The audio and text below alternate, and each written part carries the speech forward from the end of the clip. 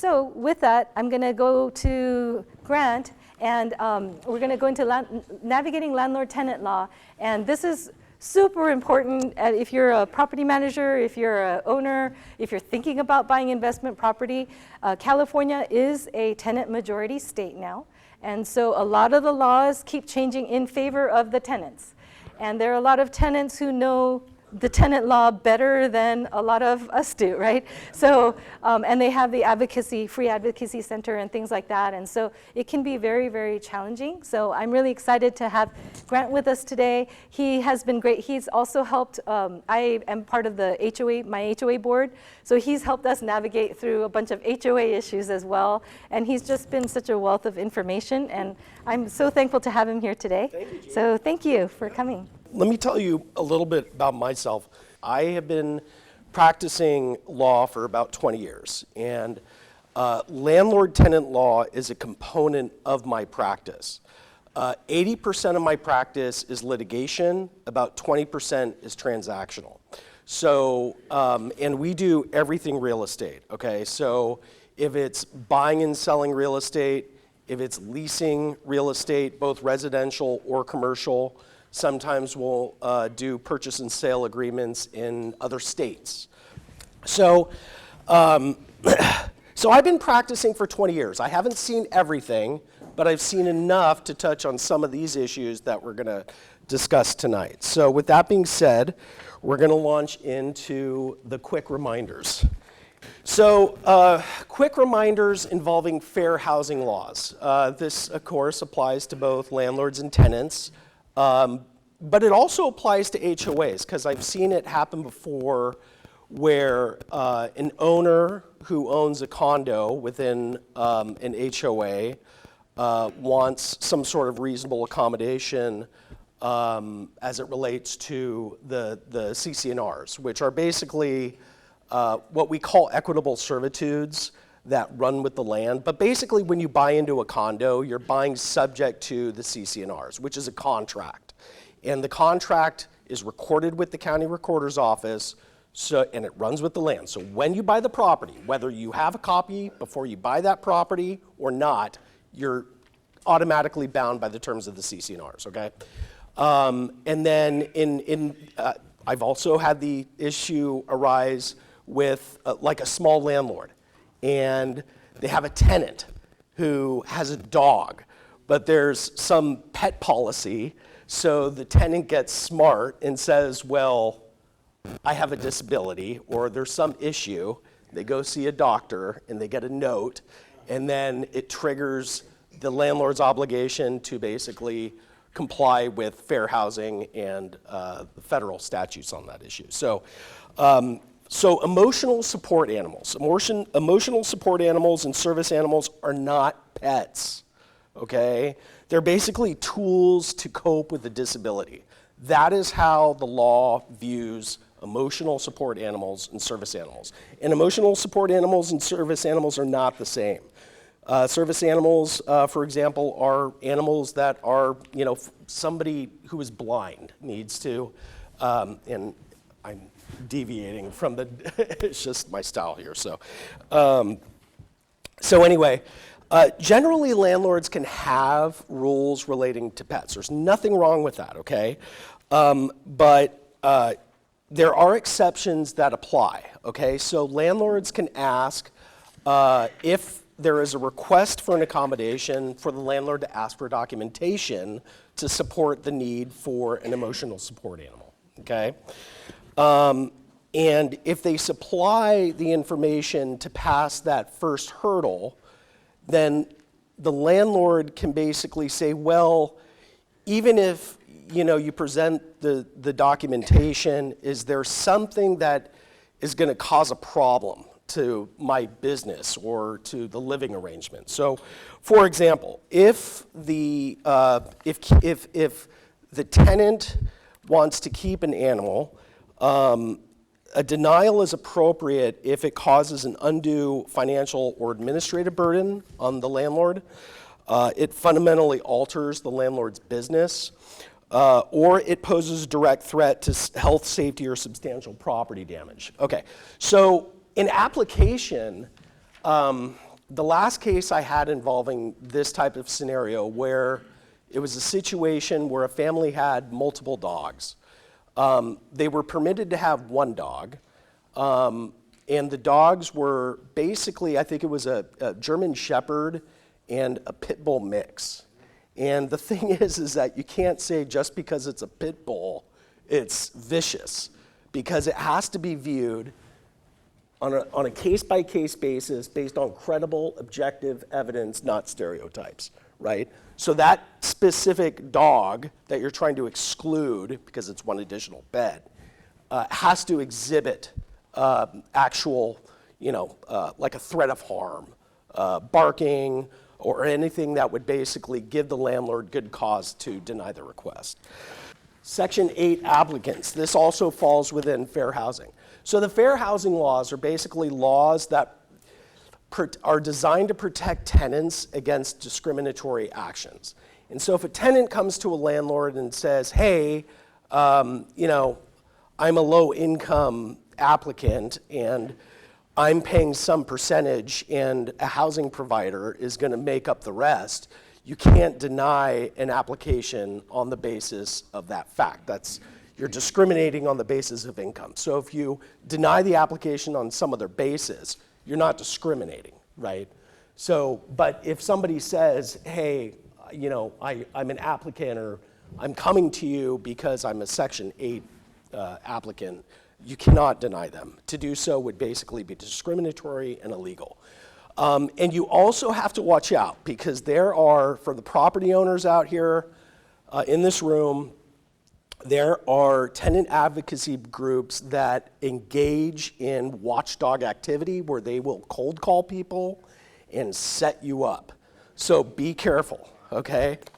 All right, so the new laws in 2024. When I spoke with Gene, we thought that it would be a good idea to address new laws in 2024 as well as 2025, simply because it's informative and it serves as a good reminder of what happened last year and coming into this year. So let's go to the first bodies of law in 2024.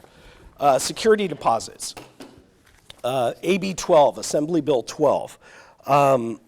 So that became effective in July, and it basically caps it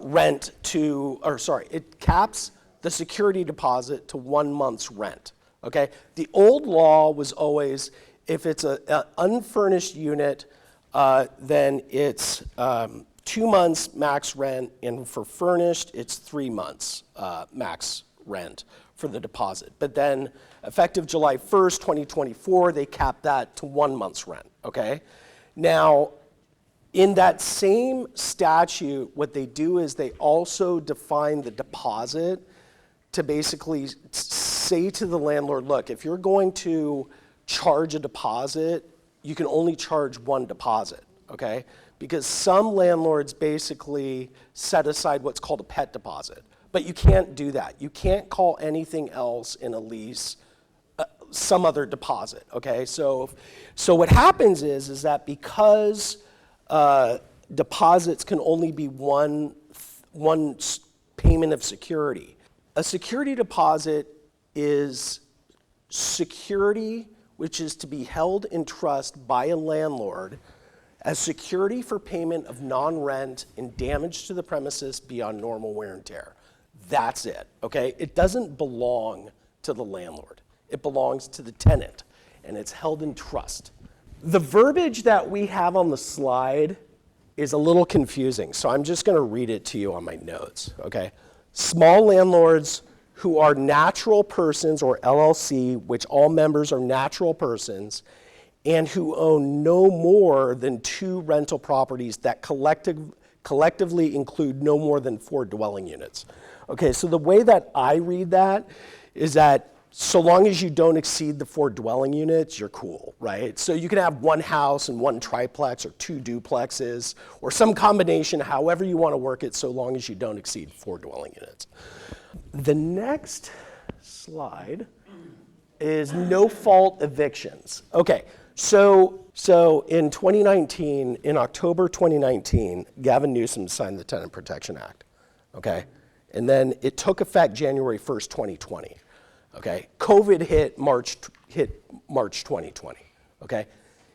When COVID evolved, as attorneys, we had to deal with not only the evolution of the Tenant Protection Act on a state level, but whenever we had a client come to us with an issue, the first question is, where's the property? Because you have to navigate the local ordinances before you hit the state statute, okay? And so thankfully, since COVID is no longer posing an issue for us, we don't have to go through local ordinances. Like for me, my office is in San Mateo. Most of our work is in San Mateo County. We do work in Santa Clara County. We do work in San Francisco County. I've done work in Alameda County, but I stay away from landlord-tenant law in San Francisco, Berkeley, Oakland, and East Palo Alto. Because before Gavin Newsom signed the statewide Tenant Protection Act, those localities had their own pre-existing rent control, okay? And just to digress, because 20 years of practice, I see things, right?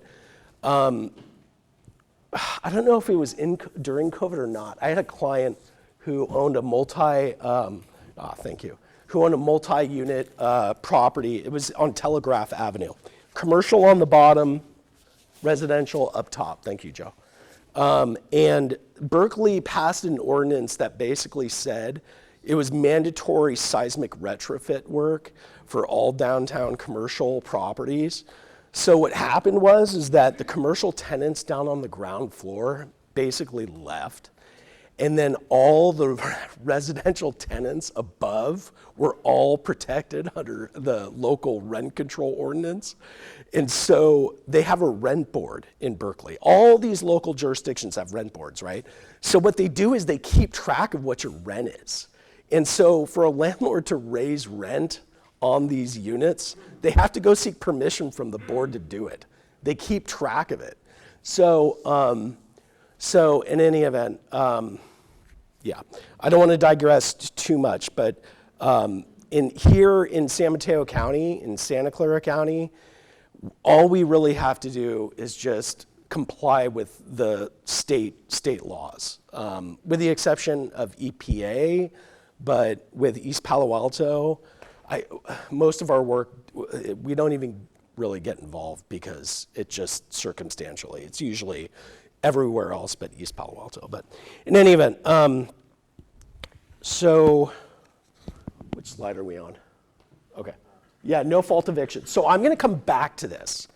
I digressed a little because the law, the no fault eviction statutes have really evolved since the inception of the passage of AB 1482, because the legislature has seen how property owners have tried to work angles to get around certain statutory requirements. So they've put language into the statutes to basically put landlords in check.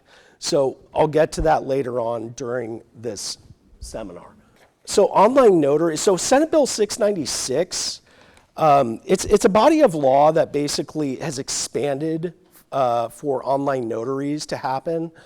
In practical, just in my day-to-day work, usually it's still just you're going to a title company to sign before a notary, or the title company will send a mobile notary out to you. This is all very new. So I haven't really seen it take shape, nor do I think for purposes of this seminar, it's all really important, because whether you sign a deed or a deed of trust as security for a promissory note, or anything that requires to be recorded with the county recorder's office, it has to be notarized, right?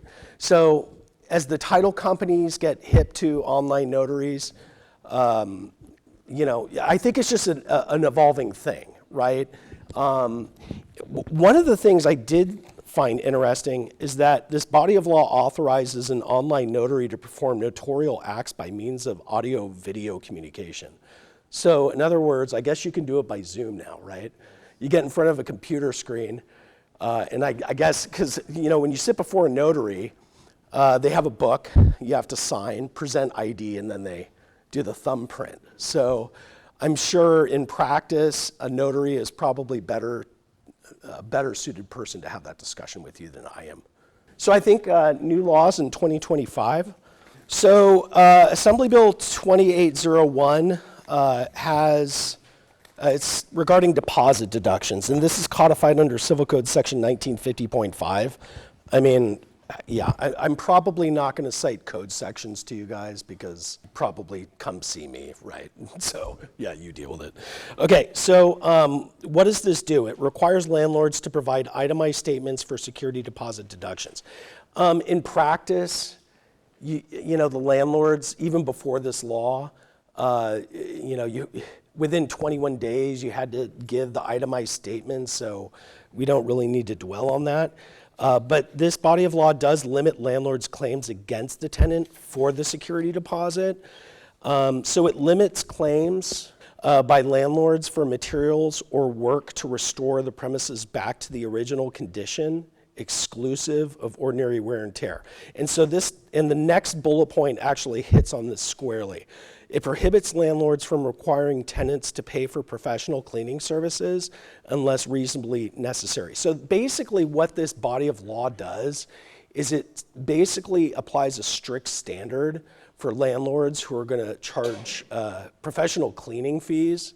The only way that you're legally now permitted to charge a professional cleaning fee is if it is mandatory to bring it back to its original condition short of ordinary wear and tear. That's it. Because I think there was probably abuse where landlords charge like a $200 cleaning fee, and then the tenants say, why did you do that? That was totally unnecessary. So now they're just making it, stick to the law, landlord, right? That's what this is. So when the lease is ending, the tenant may request to be present during a move-out inspection by the landlord, and landlord must send itemized statement for any deductions based on the initial inspection, okay? Tenant may waive right to be present, but landlord must provide written notice of right to an inspection. And the inspections must occur no earlier than 2 weeks before the end of the lease, okay? So in other words, when you're going to do an inspection of the property, the closest in time to the actual termination date, as a practical matter, you want to do that anyway because the information's fresh, it's not stale. But as a practical matter, this new body of law is really designed so that landlords say, let's do a pre-move out inspection, okay? You do the pre-move out inspection, you create the itemized list. You give the itemized list to the tenant so the tenant can see it and then have an opportunity to do the repairs before you start dinging them for deductions to make the repairs and then take it out of the deposit. So actually in the packet, we have 2 notices that go to this issue, okay? So there's a notice of right to inspection prior to termination of tenancy. That's the first notice that you as the landlord would send out, okay? And it really kind of just goes over exactly what this law was designed to do, okay? So this notice should be given within a reasonable time after either landlord or, it says housing provider, that's how California Association of Realtors says it, because it could be the property owner, it could be the property manager on behalf of the property owner, or tenant has given the other side notice of intent to terminate, and the tenancy or before a lease ends. So in other words, at the end of the tenancy, you have to give this notice, okay, within a reasonable time. And then when the tenant requests an initial inspection, the parties must try to agree on a mutually convenient date and time, which is pretty, practical.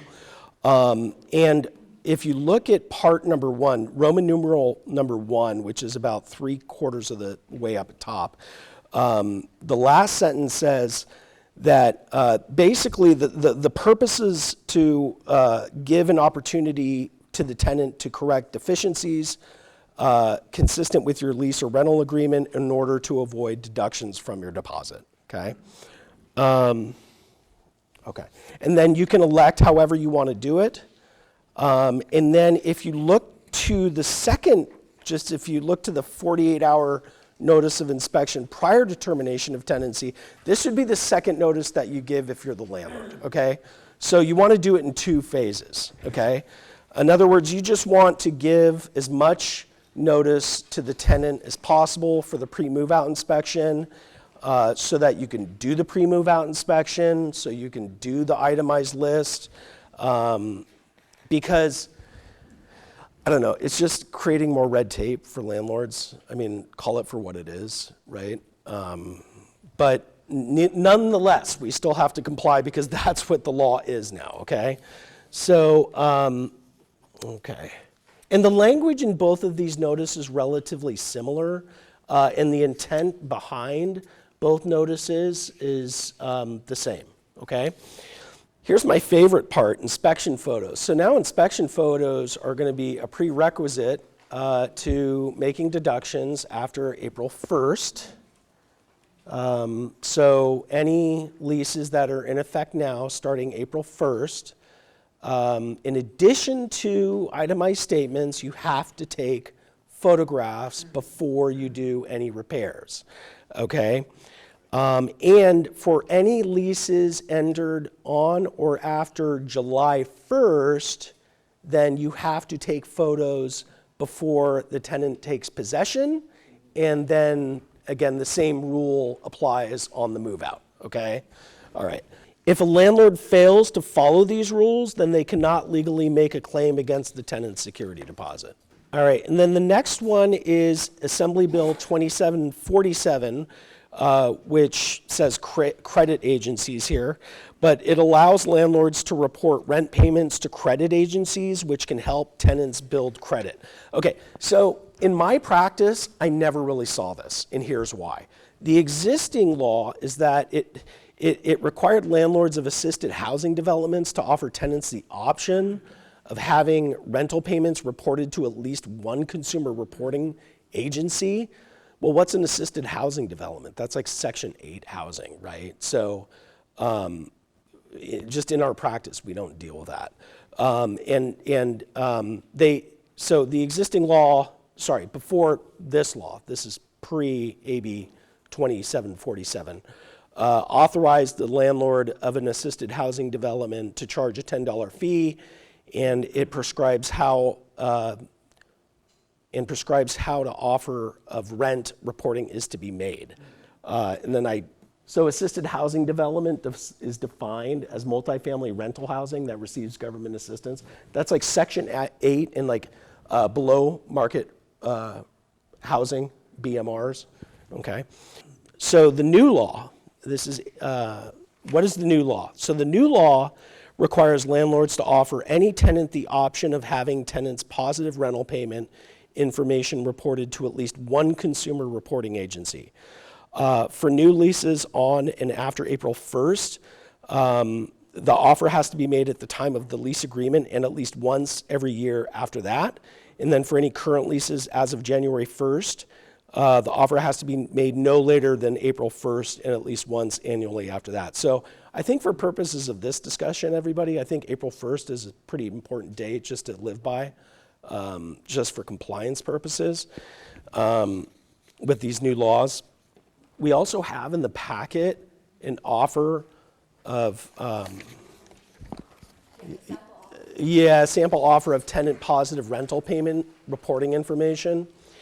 And if you look to 1B in this form, it actually gives the parameters for who's required to basically offer the credit reporting, okay? So just reading this out loud, housing provider has to comply with a tenant's request for positive rental payment information, reporting to a nationwide reporting agency such as Equifax or any of the others, in either of the following two scenarios. The property in which the premises is located contains 16 or more residential units. So if you own a 16-unit apartment building, right? Or the property in which the premises is located contains 15 or fewer units, and both apply. The housing provider owns more than one residential rental property regardless of the number of units, and it is a REIT, a real estate investment trust, corporation, or LLC, in which at least one member is a corporation. So basically, the state legislature has come up with this calculus of what constitutes a sophisticated property owner, where they have to basically comply with this credit reporting law, okay? And so that's really important just to see if it applies to you. What does it do? So it authorizes the tenant to request copies of the written election of positive rental payment information, reporting at any time. So in other words, like if you're electing positive credit reporting, you could just request, the fact that you've made the request. And so the landlord's required to give a copy of your request for positive reporting at any time.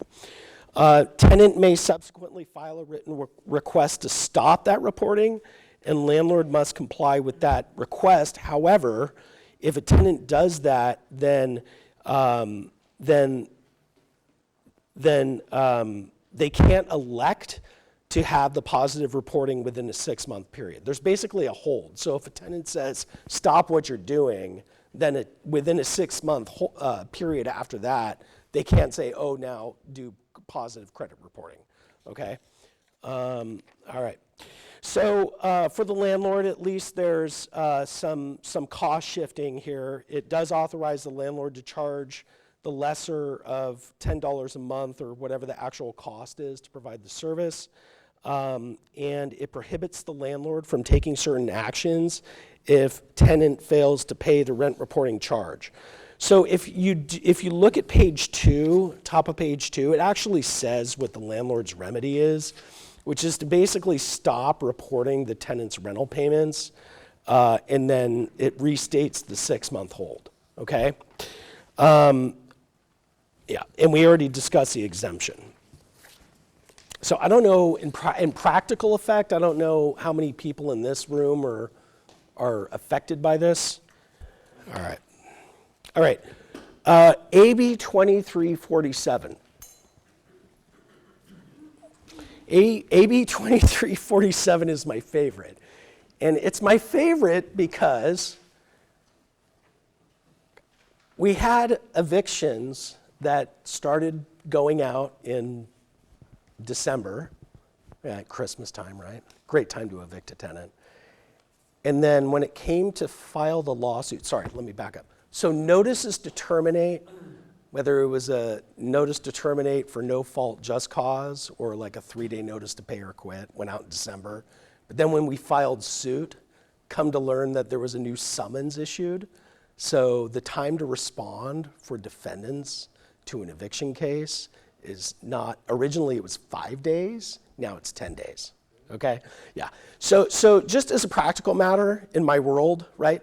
So civil cases, unlawful detainers are what they call summary proceedings. They're given preference over other civil actions, okay? When I was a young practitioner in San Mateo County Superior Court was master calendar. When you have a trial date, you go to the presiding judge and the courtroom is packed. And you're sitting there and you see men in orange jumpsuits take the jury box. Like, what the hell is this? I have a civil case. I'm here for an eviction, right? So what the master calendar court would do, they would call matters in order of preference. So because in criminal cases, criminal defendants are entitled to a speedy trial, they're at top, okay? Then, once you go through the criminal calendar and you hit civil cases, disputes over money or people not doing what they agreed to do, unlawful detainers are given priority over other civil cases. And the time in which evictions are actually supposed to go to trial is 45 days from the date of filing, okay? And then for other general civil cases, it's 1 year track from the time that you file the case until the time that it goes to trial, okay? Conceivably. And then civil complex cases are 3 years. Civil complex cases are like antitrust, construction defect, workers' comp, multi-party, multi-issues, those types of cases, okay? But let me just say, in eviction cases, like when you file the case and you send a process server out to the defendant, most tenants are hip to the fact of what the landlord's already doing, so they evade service. So what you have to do most of the time is an application to post summons and complaint, where you have like 5 or 6 attempts, and then they post the summons and complaint on the property. So that adds time to what used to be 5 days, but now it's 10. So I think it's 12 plus 10, used to be 12 plus 5. That would be the time for the defendant to respond. And then once the defendant responds to the complaint, if they respond, then you file what is called an ad-issue memorandum, and then that's when the court sets a trial date. And right now, it's like usually 1 to 2 weeks. It's really quick, okay? Okay, so, yeah, sorry, hopefully I'm still on time here. Okay, so AB 2493, screening fees. So here the landlord may charge application screening fees to cover costs of obtaining information about the applicant. This is the existing law. If the applicant is paid the application screening fee, the tenant may request and receive a copy of the credit report. But the new law now authorizes charging a screening fee, only if the landlord offers an application screening process, okay? So what does that mean? So that means if the landlord is going to charge a screening fee, then the applications must be processed in the order received, and the landlord has to approve the first applicant who meets the screening criteria and must delay charging fees until the application is actually received, okay? In addition, there's written rental right criteria, and the landlord basically has to provide clear written rental requirements. So if there is an income requirement, if there is a credit score requirement, it's just imposing more burdens on landlords who choose to charge screening fees, okay? All applicants must be assessed based on documented criteria, reducing the risk of discrimination claims, and landlords have to refund fees if an applicant is not selected within 7 days of leasing to another tenant, and no decision is made within 30 days of submission, okay? Also, it removes the requirement that an applicant request a copy of the credit report in order to obtain a copy. Instead, it now requires the landlord to provide a copy of the report within 7 days of receiving the report. So what do you do? I mean, as a landlord, I'm not here to dispense legal advice, but I don't know, it may be, I don't know. I would think it would give landlords pause to just stop charging fees, because you just eliminate liability for having to comply with this minutia, okay? All right, balcony inspections, AB 2579. So in Berkeley, there was the balcony case collapse case.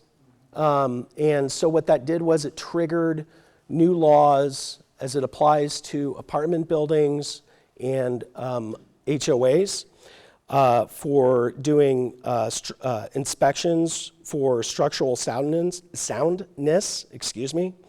and Assembly Bill 2579 extends the deadline for the initial balcony inspection for apartments to January 1st, 2026, okay? So basically what this does is that it gives a 1-year extension to apartment buildings, affordable housing projects, senior care homes, dorms and military housing properties. It does not apply to homeowners associations, okay? So if completed inspections prior to SB 721 being established, then it needs to be inspected again by January 1st, 2026, and then every 6 years after that inspection reporting date. Okay, so let's go to the Tenant Protection Act. This is Assembly Bill 1482. We touched on it a little earlier. It was signed by Gavin Newsom in October 2019. It took effect January 1st, 2020. Before then, it was just the local rent control, East Palo Alto, San Francisco, Oakland, and Berkeley. So like in practice, before the statewide Tenant Protection Act was in place, okay?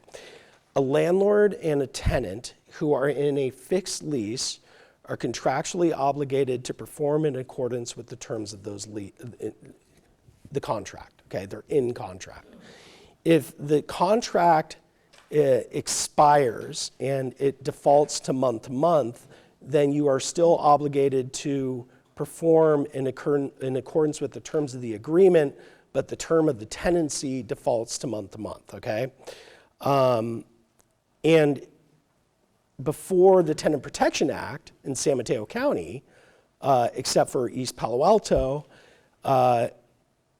if a landlord wanted to evict a tenant, they could just serve a notice. If a tenant is in possession of property on a month-to-month basis for an original tenancy, not for less than 1 year, then the appropriate notice would be a 30-day notice. But if a tenant is in possession for property longer than 1 year, it's 60-day notice to terminate, okay? And then the rental increases, this is before AB 1482. If there was a rent increase 10% or less, then 30 days notice is fine. But if more than 10%, it's actually a 90-day notice now. It used to be 60 days, okay?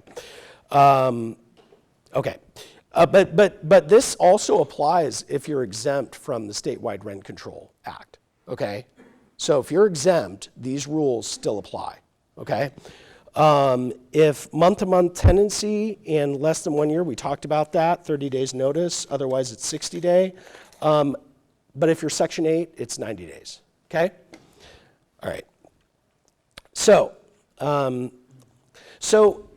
I think the way that you have to think of the Tenant Protection Act that was signed into law and took effect January 1st, 2020 is real simple.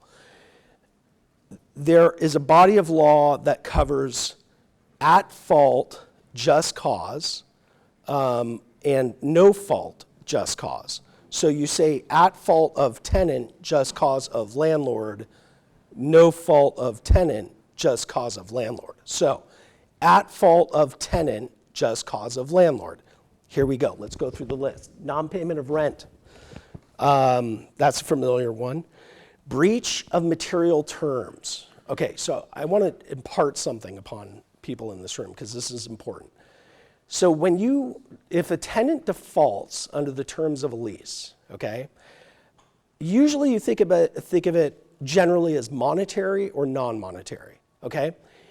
In order to lawfully terminate a tenancy and retake possession of a property based on non-monetary default, the courts have basically viewed that the non-monetary default has to be so important to basically dispossess somebody of a home that it has to rise to the level of something relatively serious, right? So think of like commission of a nuisance, waste, criminal activity, okay? Those are things that are viewed, which are non-monetary, that are pretty serious, okay? And usually in these cases don't come up very often, they do come up. But when a client comes into our office and says, hey, my tenant is just causing, like the police are coming to the property every day, Like, this is just, we can't do this. Like, we've got police, we've got a police log this thick, or they're damaging the property where it's just causing the landlord to spend money just all the time, right? So whenever you prepare a notice to serve on a tenant, because when you serve a notice for non-monetary default, it's not a pay or quit, it's a perform or quit, okay?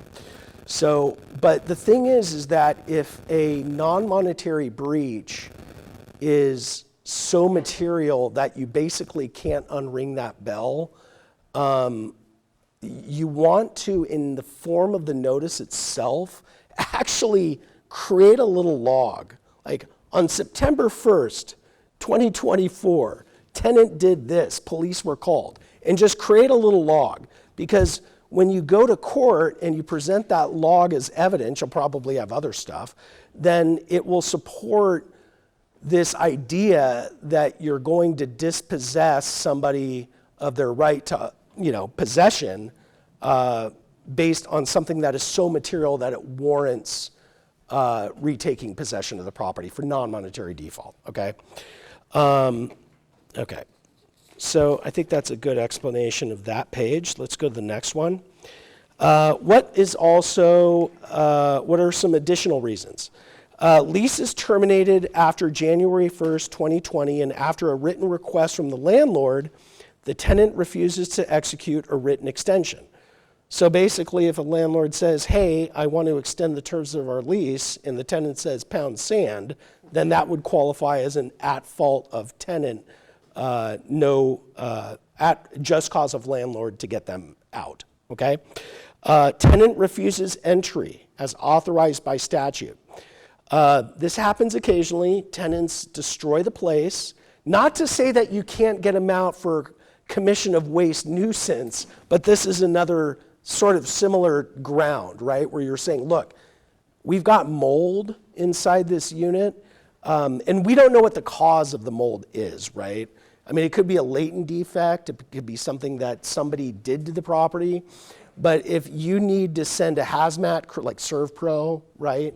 And you say, I need access, there may be a violation of the California Health and Safety Code. And they said, they say to you, I'm not going to let you into my place. Okay, well then, the practical thing is do what you can short of engaging a lawyer to basically give them a demand under a 3-day notice. But usually it's a situation where the tenant is a hoarder, or there's some other issue going on where they just don't want you inside the premises, right? Okay. Third one, employee and licensees fail to vacate after termination of employment. So this is, I've had this come up before. This is where a property owner owns multiple, like a sophisticated property owner has an apartment building, on-site property manager. You fire them and they're still in possession, so you give them a 3-day notice. So that's one ground. Another is tenant fails to surrender possession after giving landlord notice of termination or surrender. So tenant tells the landlord, I'm going to terminate the tenancy, I'll be out, but then they renege on what they tell you, okay? All right. No fault evictions. Okay, now we're in the no fault of tenant, just cause for landlord to get out. Owner occupancy. Okay, so this is one of the laws that was recently revised because I guess there was abuse where owners wanted to take possession, so they made it more difficult for owners to terminate a tenancy and take possession, okay? So what does this cover? Owner occupancy. It includes owner's spouse, domestic partner, children, grandchildren, parents, or grandparents. So I think that the way that you have to think about it is the intestacy laws. So if somebody dies without a will, you follow the probate code. And basically you think up or down, not side to side. So children, parents, grandparents, children, no brothers, cousins, whatever, right? Okay. For leases on or after July 1st, The right to occupy by owner shall only apply if the tenant agrees to the termination or if a provision of the lease allows the owner to terminate the lease if the owner decides to occupy the property. Okay? Addition of a provision allowing the owner to terminate the lease due to tenant failure to sign off on owner request for lease extension. This is the same idea that I mentioned before, that if an owner goes to a tenant and says, hey, I want to renew the lease, and the tenant says no, then that provides an at-fault basis to basically get the tenant out. So it's embedded into the owner occupancy body of law. This rule does not apply if the intended occupant occupies a rental unit on the same property or if a vacancy of a similar unit already exists at the same property. So in other words, the way I think about it is if an owner owns an apartment building and lives in one of the units and wants to live in a nicer unit in the same building, they can't basically electively terminate somebody's tenancy to move into the nicer unit. I think that's the circumstance where that arises. Any written notice terminating the tenancy because of an intent of owner occupancy must now contain the names and relationships to the owner of the intended occupant and must include notice that the tenant may request proof that the intended occupant is an owner or related to the owner, and the proof must be provided upon request and may include an operating agreement. So in other words, what we're doing now is we're putting it on the owner to say, here's who's moving in. If you want proof, I'll give it to you. But that's what is now written into this law. There has to have been abuse that has occurred over the course of time where the legislature is now putting these rules in. And then we'll also address substantial remodels because they did the same thing to that section under AB 1482. Okay? Also, intended occupant must move in within 90 days after the tenant vacates and occupy as a primary residence for at least 1 year. If that doesn't happen, then you have to offer the unit to the tenant at the same rent and terms at the time the tenant vacated and must reimburse for reasonable moving expenses in excess of any relocation assistance previously given. Okay? So again, everything has to be legit. You can't just make it up. And then the statute defines the owner as a human being with 25% or more ownership. Okay, the next no fault just cause reason is taking the property off the rental market. That's pretty basic, right? If the landlord wants to sell their property, it's no fault of tenant, just cause of landlord. I want to sell my property. In order for me to sell the property needs to be vacant, because what happens is that if the property is occupied and they have sofas and curtains and things that may conceal some sort of hidden or latent defect, that could cause a problem downstream for a potential fraud, failure to disclose concealment case against the landlord. Also, the landlord's probably going to want to do some updates, carpeting, painting, you name it, okay? Okay, so this is another section that was updated because there had to have been abuse since the inception of AB 1482, which is the intent to demolish or substantially remodel, okay? And let me just say something on this. So remember, AB 1482 not only has the no fault just cause and the at fault just cause, but it also has the rent control, the rent caps, right? So if it's an owner who owns like an apartment building, right? Like let's just call it a 15-unit apartment building. You're going to be subject to rent control, okay? So the idea here is if the landlord's like, oh God, I'm now capped at adjusting rents upwards. So what can I do to get rents up to market? Well, one way is to perform substantial upgrades to the property and get them out, okay? But now there are protections that are now afforded to the tenants to make sure that landlords who decide to do that actually do it, okay? So so substantial remodel. What's a substantial remodel? Replacement or substantial modification of any structural, electrical, plumbing, or mechanical system that requires a government permit. Abatement of hazardous materials, including lead-based paint, mold, or asbestos, and work that cannot be reasonably accomplished in a safe manner with tenant in possession and requires tenant to vacate for at least 30 days. So cosmetic improvements do not count, right? Painting, minor repairs, decorating, those do not qualify as substantial remodel. Okay.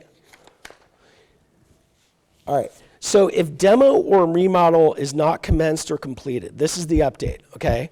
The owner must offer an opportunity to the tenant to re-rent the unit with a rental agreement containing the same terms and at a rate at the time the tenant vacated, okay?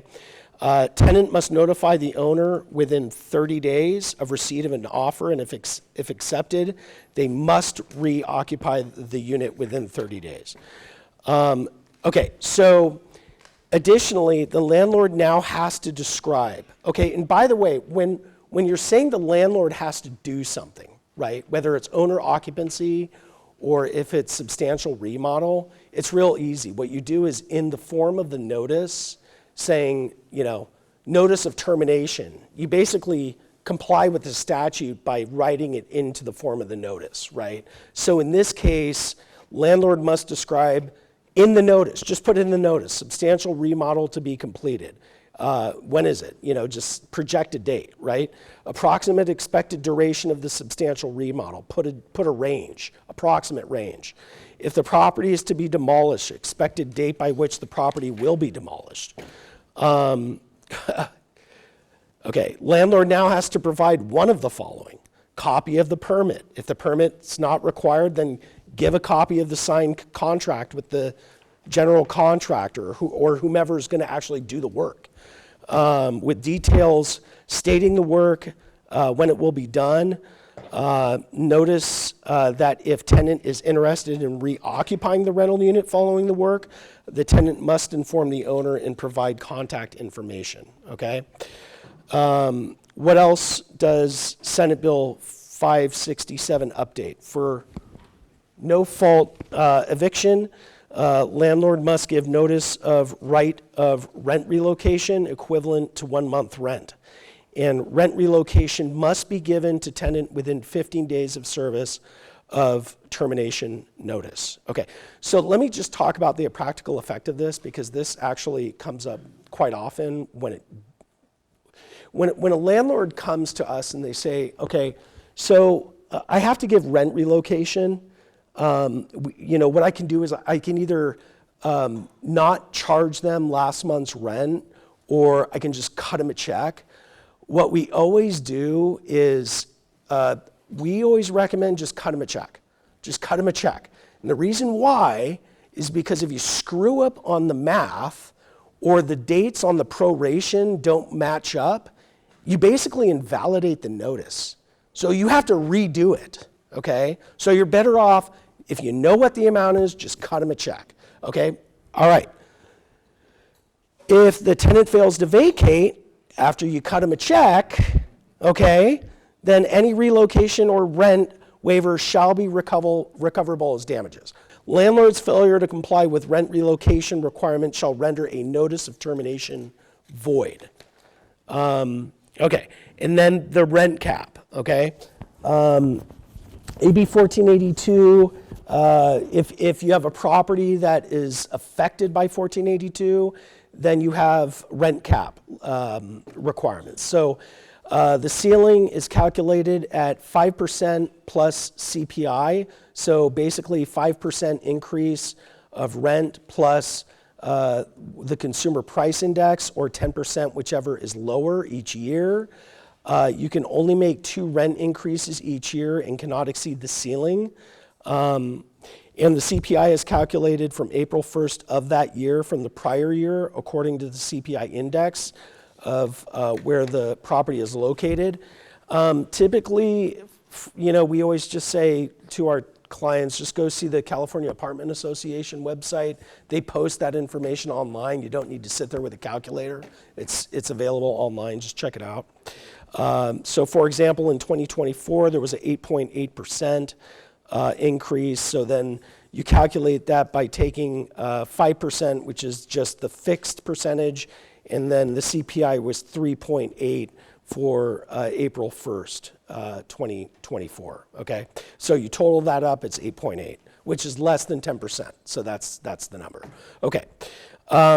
Must provide statutory notice to tenant concerning rent cap in the lease, whether in the lease itself or as an addendum to the lease. CAR form, they have the standard addendum for rent caps, and the standard CAR form has a little section, or they have a box where you tell the tenant whether the property is exempt from AB 1482. Okay, so what are the exceptions to the statewide Tenant Protection Act? Tenancies for less than 1 year is to all tenants, or less than 2 years to some tenants. If the property had a certificate of occupancy for housing that was issued in the last 15 years, you're not subject to the statewide Tenant Protection Act. If the property is a duplex where the landlord owns one of the units as their principal place of residence, and so long as the landlord continues in occupancy, they are exempt from the statewide Tenant Protection Act. The next one is owner-occupied single-family home, including a residence in which the owner-occupant rents no more than 2 units or bedrooms, including but not limited to an ADU or junior ADU. And so the new law that came into effect this year applies. This also applies to mobile homes. The next property that is exempt is where the tenant shares a bathroom or kitchen with the landlord who maintains the property as their principal residence. Okay, and this is actually a really familiar one for landlords who own single-family homes, and the property is basically titled in their name or like a family trust. Residential property, which now is including a mobile home that is alienable separate from title to any other dwelling unit, provided that both of the following apply. So like in application, this is usually like a single family home, again, that's not in the title of a corporation, LLC, real estate investment trust, and the tenant has given the notice of exemption to the tenant, and that has to be incorporated into the lease, okay? And for any tenancy after July 1st, 2020, the exemption must be provided in the lease agreement. Now, when the Tenant Protection Act came out, there was language regarding may, but it's always best to include the notice of exemption in the lease itself, okay? All right, other properties that are exempt from the Tenant Protection Act are housing restricted by deed, low-income housing, dorms, transient and tourist hotel occupancy, nonprofit hospital, religious facilities, extended care. Okay, so also properties that are by local ordinance more restrictive, that protect tenants more than the statewide Tenant Protection Act are also exempt. So if you go to San Francisco or Berkeley, I am sure that they are exempt because those rules up there or across the bay are more restrictive. So you just apply the local ordinances instead of looking to the state law, okay? All right. All right. An owner in violation of AB 1482 or Civil Code Section 1946.2 is liable in a civil action for all of the following actual damages. If the landlord has been found to act willfully or with oppression, fraud, or malice, the tenant would be entitled to treble damages. So treble damages is a way of saying take actual damages and multiply that by 3, treble damages, okay? It's like if a neighbor, I'm just going to digress here for a sec. There's a tree cutting statute under the Civil Code. If a neighbor of yours decides they want to cut your tree down on your property, there's a Civil Code statute that says that if somebody negligently cuts your timber down, then they are on the hook to pay you twice actual damages and treble damages if it was done intentionally. Okay, so that's like the application. Think of it that way. Okay, also punitive damages may be awarded as well as reasonable attorney's fees and costs. Okay. All right. So eviction process. So normally, when most of our clients are landlords, right? Because tenants, it's just the way it works, okay? They usually come to us, and when we evaluate the process of eviction, we always check to see whether or not there's compliance with the Tenant Protection Act. Is this property subject to Tenant Protection Act? Were the laws followed? Once you get through that first phase of analysis, then you go to the form of the notice. Are there any defects in the notice? Because if there are, then you have to start over, okay? You have to draft a new notice, serve a notice. If it's a quick 3-day pay or quit, cool. If it's a 60-day notice, not cool, because that's 2 months that you're going to, so it just causes problems. So, all right. Also, there has to be a notice of right to reclaim abandoned property in all, in notices of termination. Let's see. If Tenant Protection Act doesn't apply, then 3-day notice to pay or quit. That's at fault just cause. But anyway, one of the things is that if you are terminating a tenancy for no fault of tenant, just cause of landlord, you should always state the reason why you are terminating the tenancy, okay? Because what you always have to watch out for is you have to watch out for the tenant making up a reason to prove you wrong. In other words, if you're saying I'm taking the property off the rental market, say you're taking the property off the rental market. Because if you don't state a specific reason, then they'll say, oh, the landlord's evicted me for some other discriminatory reason. So it's a protectionary measure to state the reason and state it with specificity. If you guys have any questions, I mean, it was a lot to take in. Okay, so we're good? Yes, all right.